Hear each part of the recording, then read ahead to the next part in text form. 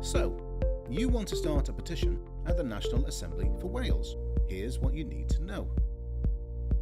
There's something you want to change in Wales.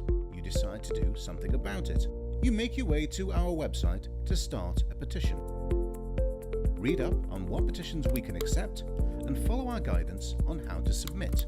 Now you're ready to create your own petition.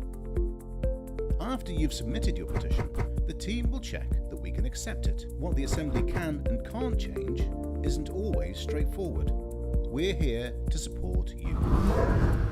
Your petition gets the thumbs up, it's now live, but your idea needs support. Get it out there, show it to the world.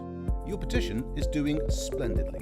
People are signing, and you've reached the magic number, 50.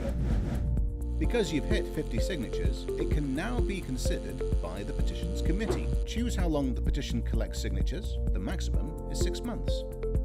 It will then be discussed by the committee.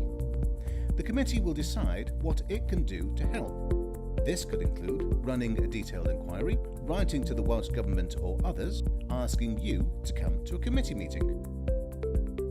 We'll keep you in the loop when the committee is discussing your petition and what happens next.